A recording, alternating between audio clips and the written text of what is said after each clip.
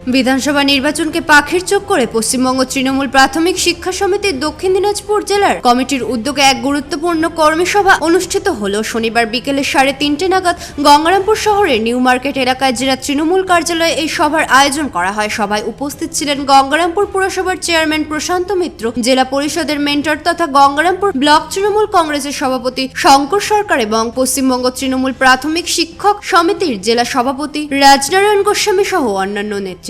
সভায় আসন্ন বিধানসভা নেতৃত্বকে সামনে রেখে সাংগঠনিক ভূমিকা, বুথভিত্তিক সংগঠন শক্তিশালী করা এবং শিক্ষক সমাজের মধ্যে সরকারের উন্নয়নমূলক কাজ তুলে ধরার উপর গুরুত্ব দেওয়া হয়। নেতৃত্বের বক্তব্যে সংগঠনের ঐক্য ও সক্রিয় অংশগ্রহণের উপর জোর দেওয়া হয়। কর্মী সভাকে ঘিরে উপস্থিত কর্মীদের মধ্যে উৎসাহ লক্ষ্য করা যায়।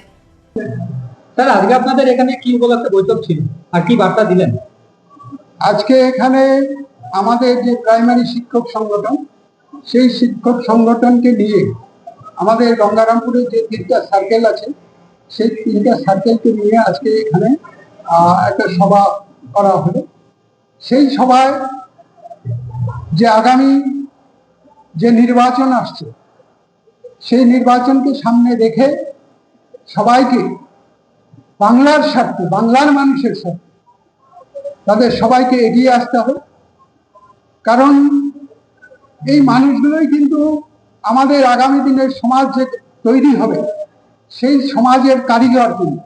তো সেই কারণে সেই মানুষগুলোকে বলা হলো যে মানুষটা বাংলার মানুষের জন্য 11 সাল থেকে তিনি যেভাবে বাংলার মানুষকে আগলিয়ে রেখেছে এবং যেভাবে বাংলাকে চক্রান্ত করে ভাগ করার চেষ্টা করা হচ্ছে, একটা সাম্প্রদায়িক সম্প্রীতি রক্ষাকে নষ্ট করার চেষ্টা করা হচ্ছে, সেই ব্যাপারটাকে সুরক্ষিত রাখার জন্য এই মানুষটাকে, অর্থাৎ আমাদের যিনি বর্তমান পশ্চিমবাংলার মাননীয় মুখ্যমন্ত্রী মমতা ব্যানার্জি, তিনি উনাকে যাতে চতুর্থবারের জন্য আবার মুখ্যমন্ত্রী করা যায়, সেই ব্যাপারটাই সমস্ত শিক্ষক সংগঠন এগিয়ে এসছে, শিক্ষকরা এগিয়ে এসছে। তারা আজকে প্রচুর শিক্ষক, আজকে 3টে সার্কেলকে নিয়ে আজকে প্রায় 400-র উপরে শিক্ষক এখানে উপস্থিত হয়েছে, আপনারা সকলেই দেখতে পাচ্ছেন।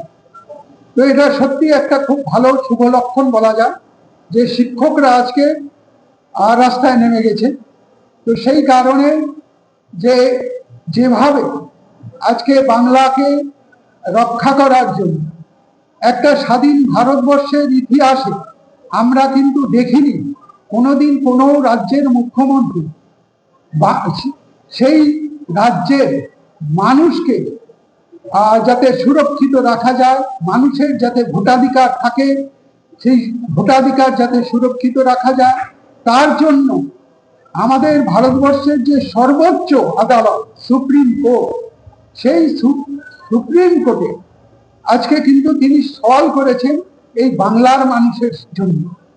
তাহলে সেই মানুষটাকে নিশ্চয়ই বাংলার মানুষ আজকে চিন্তা ভাবনা করবে যে এই মানুষটা যখন আমাদের জন্য সব সময় দেখে এসছে তারা, যে যখনই কোনো বাংলার বিপদ হয়েছে সমস্ত দল মত নির্বিশেষে সমস্ত মানুষের পাশে এসে দাঁড়িয়েছে। যেহেতু তিনি বাংলার মুখ্যমন্ত্রী, সেই কারণে তার কাছে বাংলার সমস্ত মানুষ সমান।